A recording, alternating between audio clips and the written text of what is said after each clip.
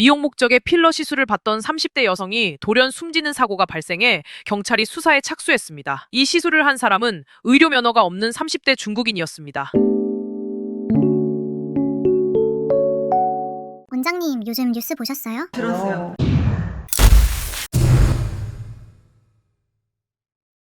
이번 뉴스 말고도 대한법의학회 논문에 사망 사례가 2건이나 보고됐더라고요. 첫 번째 사례 환자분은 마지막 시술을 받은 뒤 귀가하던 중 심계항진과 어지럼증이 발생했고 의식을 잃어 응급실로 이송됐지만 결국 10일 뒤 사망했어요. 두 번째 사례는 시술 받은 뒤 불과 4분 만에 산소 포화도가 급격히 떨어졌고 심정지가 발생했어요. 즉시 중환자실에서 집중치료를 받았지만 저산소성 뇌손상과 폐렴이 발생했고 결국 회복하지 못했다고 해요. 두 건 결과를 보면 질의 점막 하층과 근육층의 일부 혈관에서 필러에 의한 색전이 확인됐고 폐에서도 비혈전성 폐색전증 소견이 관찰됐다고 해요. 비혈전성 폐색전증이 뭐예요? 지금 말한 것들을 우리 산부인과 선생님들도 굉장히 관심이 많으셔가지고 제가 2025년도 9월 산부인과 추계학회 때 아침에 거의 한 1200명이 산부인과 전문의들이 모인 데서 제가 이 질필러의 안전성과 안전한 시술 방법에 대해서 강의를 했어요. 그때 이 두 케이스에 대한 얘기가 있었어요. 자, 첫 번째는 누적으로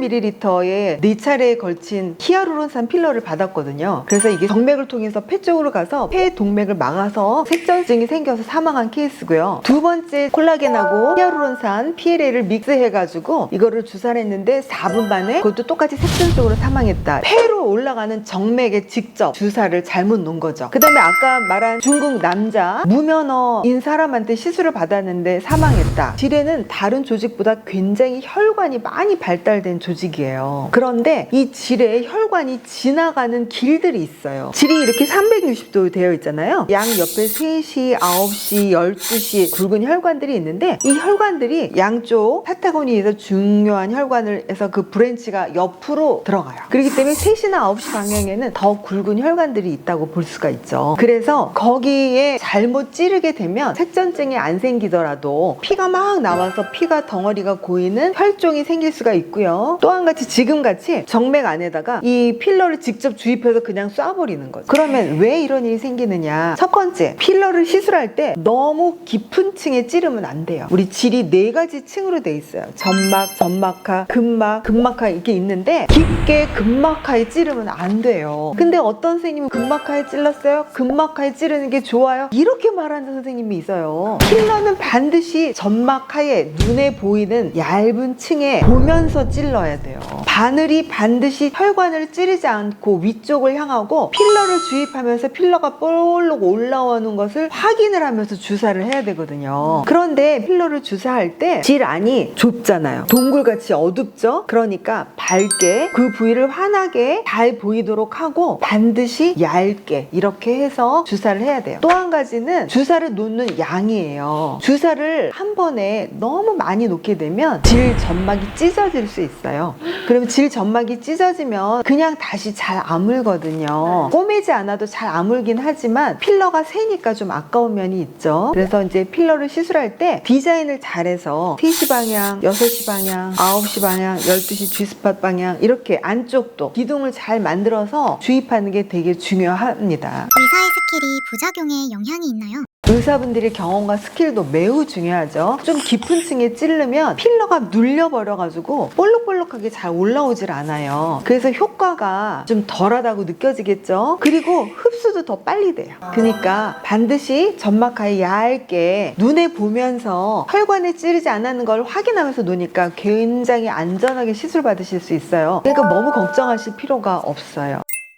자, 또 한 가지, 필러는 색전증을 일으키는 필러가 정해져 있어요. 콜라겐 필러는요, 색전증이 잘 안 일어나요. 히아루론산 필러라든지 화학적으로 만든 필러들이 잘 뭉쳐져서 점점 하수구를 잘 막거든요. 근데 콜라겐 필러는 이렇게 올라가다가 가루니까 부서져요. 그래서 콜라겐 필러는 현재까지 크게 위험이 없었다라고 필러의 종류에 대해서도 말씀을 드리고 싶어요. 사망사고처럼 아주 드문 경우 말고도 실제로 환자분들이 알아야 하는 일반적인 부작용에는 어떤 것들이 있나요? 다른 부작용들이 있을 수 있죠. 왜냐하면 필러를 시술하는데 잘못해서 좀 점막이 좀 찢어졌거나 또는 그래서 염증이 생겼거나 또는 혈종이 생겼거나 하는 경우에 부작용이 있을 수 있지만 그런 거는 염증이 생기면 항생제 복용하면 되고요. 점막이 심하게 찢어진 경우는 봉합을 하지만 그렇게 찢어지는 경우가 거의 없죠. 왜냐하면 바늘로 주사를 하는 거잖아요. 칼로 하는 게 아니라서 그런 일은 잘 발생하지 않고요. 드물게 이제 필러 시술한 부위가 너무 입구 쪽에 몰려 있으면 바솔린 낭종을 막아서 바솔린 혹이 좀 커지는 경우도 있겠고요. 또는 시술하고 한 2, 3일 됐는데 이렇게 의자에 앉았을 때 필러가 눌려져서 불편한 증상이 생길 수가 있긴 하지만 그런 것들은 보통 2, 3일이면 없어져요. 그러니까 필러 시술은 큰 부작용은 색전증이라고 하는 사망사고는 있었지만 그거는 혈관의 위치를 잘 피하고 놓는 방법에 따라서 사고가 안 날 수 있다. 그 외에 다른 혈종이라든지 찢어지는 경우는 큰 문제는 아닌데 혈종을 모르고 계속 방치를 해두면 빈혈도 생길 수 있고 굉장히 통증이 심해요. 환자분이 그냥 가만히 견딜 수가 없어요. 너무 아파서 반드시 병원에 오시게 돼요. 그러니까 그 혈종으로 인해서 사망사고가 생기고 그러지는 않아요. 제일 많은 부작용이 뭐냐면요. 원장님 저 큰 돈 들여서 했는데 필러가 너무 빨리 없어졌어요. 필러 했는데 잘 모르겠어요. 효과가 드라마틱한지 모르겠어요. 근데 이게 가장 큰 불만족인 거죠. 그런 것도 놓는 선생님의 스킬에 따라 좀 차이가 있고 또 들어가는 양도 영향이 있으니까 잘 진찰을 받아보고 나는 어떤 필러로 얼만큼 하는 게 좋겠다. 몇 년 간격으로 주기적으로 해도 되고 뭐 이런 여러 가지 계획을 세우면 좋겠고요. 또한 원장님 저 필러 했는데 다음에 질 수술할 수 있어요? 라고 물어보시거든요. 네, 수술할 수 있어요. 출산에서도 가능하죠. 필러 하고 나서 임신하고 분만하는데 전혀 문제가 없죠. 그것도 물어보시더라고요. 저 필러를 했는데 다른 선생님이 알까봐 다른 산부인과 못 가겠어요. 다른 산부인과 선생님이 이렇게 질경 넣어서 보는데 필러 한 거 잘 모르시죠. 이상하지 않고 너무 자연스러우니까. 또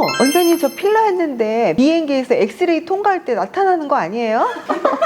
아니에요. 그런 걱정도 안 하셔도 돼요. 필러의 종류를 궁금해하시는 분들도 많더라고요. 도대체 어떤 차이가 있는지 궁금해요. 필러는 크게 인체 조직, 콜라겐, 동종진피, 콜라겐 필러가 있고요. 히아루론산도 있고요. 윙크필도 있고요. 그거 말고도 이제 바이오 알카미드 이런 계통도 있어요. 그런데 녹지 않는 필러는 오래 간다고 하는 장점이 있겠지만 사실은 질 점막이 너무 얇아져서 오히려 질 점막이 약해지고 성감이 안 좋아지실 수 있거든요. 그 외에 HA 필러는 많이 하게 되면 색전증의 리스크는 있어요. 근데 HA 필러는 특징이 굉장히 물컹거리잖아요. 그래서 유지 기간이 좀 짧아질 수가 있다. 그런 단점이 있죠. 콜라겐은 다른 사람의 피부잖아요. ECM, 동종진피는 우리가 요실금, 질건조증, 성교통 이런 거에 전반적으로 다 쓰여질 수가 있어요. 즉 다른 사람의 진피를 내 질에다가 이식을 해서 나의 약한 부분을 보완을 하고 또 부족했던 넓은 부분을 채워서 좁게 만드는 거고요. 그러니까 저는 주로 콜라겐 필러를 권하고 요새 나온 윙크필도 많이 사용되고 있어요. 윙크필은 덱스트란에다가 PLA라고 하는 성분이 합쳐져 있어서 좀 오래 유지되는 장점도 있지만 가격이 좀 비싼 단점은 있어요. 근데 이것도 흡수가 되거든요. 옥수수 전분으로 만든 거라서 이것도 흡수가 됩니다. 그래서 이것도 굉장히 안전하게 쓸 수가 있고 허가받은 거고요. 마지막으로 이번 사건 이후에 어디서 시술받는지가 가장 중요할 것 같은데 환자분들은 어떤 기준으로 병원을 선택하는 게 좋을까요? 그거는 필러 경험이 많은 병원이 좋겠어요. 예를 들면 다른 병원에서 시술을 하고 오셨는데 질필러 사고 때문에 3시 방향, 9시 방향 필러를 안 하고 6시 방향만 깔아놓는 병원들이 있어요. 거기는 혈관이 별로 없다고 생각하고 안전하다고 생각을 하셔서. 그런데 남편분들은 뭐라고 얘기하냐면 아니 뻥해요. 감싸는 게 없어요. 좀 안쪽도 같이 해줬으면 좋겠어요 라고 말씀을 드려요. 그러니까 필러를 잘 디자인해서 넣는 그런 경험이 많은 병원이 좋겠고요. 그리고 필러는 넣는 양에 비례해서 효과가 있어요. 너무 넓은 사람들은 사실은 좀 많은 양의 필러가 필요한데 비용 때문에 너무 적게 하면 사실 큰 효과를 못 보시거든요. 그런 경우에는 우리가 가격 대비 효능을 따진다면 오히려 수술하는 게 더 효율적일 수도 있어요.